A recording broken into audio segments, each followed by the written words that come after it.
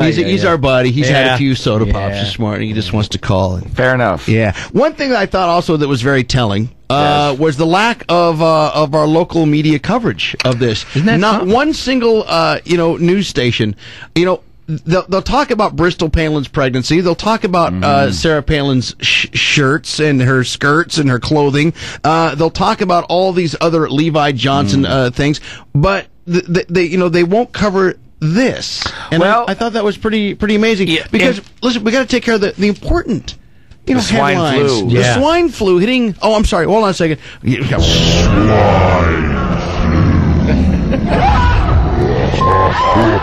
I mean, we got to talk about the important stuff, about a lady who had swine flu and is now on vacation. That's incredible. That's the headline in the Anchorage Daily News. Just for the record, I was in contact with Channel 2, and they indicated that they were going to cover it, and then, of course, there was no coverage, but I see on the headline on their website is swine flu outbreak because of this one person in Fairbanks, right? Yes. Who had it.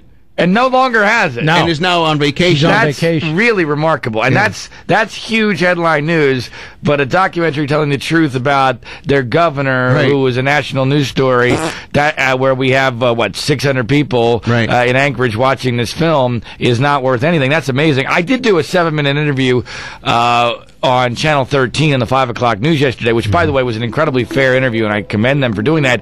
They indicated they were going to cover it, but they did not either, so I was a little surprised by that. Could you imagine self-criticism if the media had to do something like that and criticize themselves? Yeah.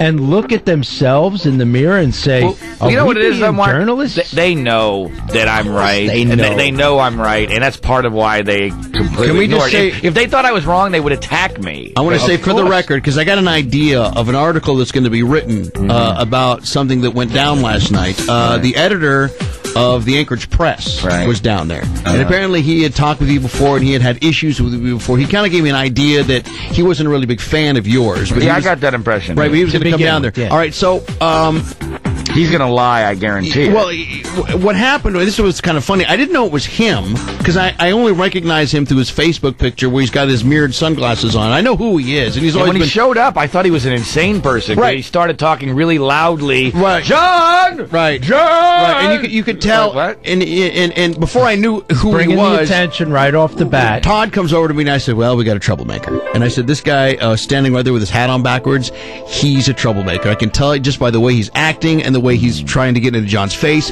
And I went up to him, and before I knew who, I said, hey, man, timing is everything.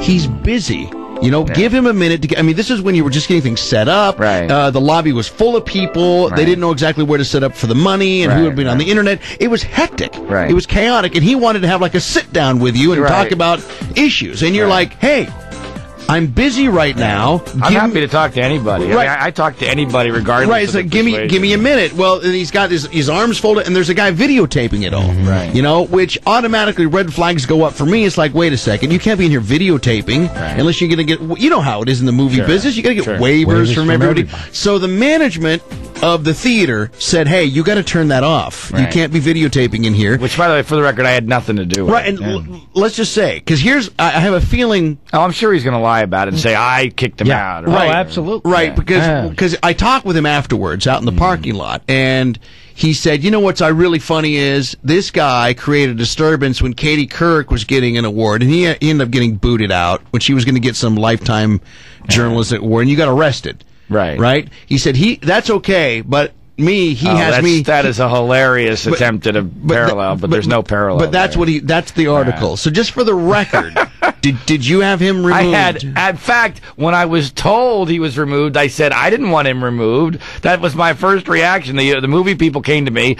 I had 800 million things going on, trying to figure out who would purchase tickets online, who had signed up at the movie theater, who needed to get tickets there. I needed to make sure that we were playing something for the people who were in the theater so that they would be entertained. Right. So we played parts of the Sarah Palin interview that I did for the film. Right. I was doing the job of like 10 people, and this crazed lunatic who I knew was a certified liar. I mean, because I had a quote-unquote interview with him in the past when the Sarah Palin interview came out. And the guy is, to call him a hack would be insulting to hacks. I mean, he cursed me out on the phone. I mean, he was He's a joke. I mean, he's an absolute joke, and he writes for this, what is it, Anchorage Press or whatever it is, left-wing rag, and I mean, that's probably an insult to left-wing rags, and so he'll probably lie that I kicked him out. I didn't have time to kick him out. Yeah, that's right. All right.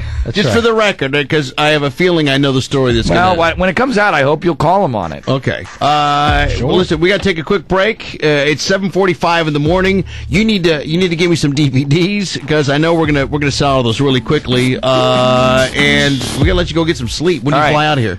This afternoon. All right, hey, Bob, Mark, thanks so much for your help on this. I really appreciate it. I'm glad somebody's fighting for the truth. It's a fascinating and wonderful piece, and you've got to get it, a copy of it. By the way, if people are, you're obviously the best way to get it for the Toys for Tots is for you guys. Right. But the website is howobamagotelected.com. That's howobamagotelected.com if you want any more information on the film. All right, and it's funny. There's a lot of moments you'll find yourself laughing. There's a lot of moments you'll find yourself going, "What?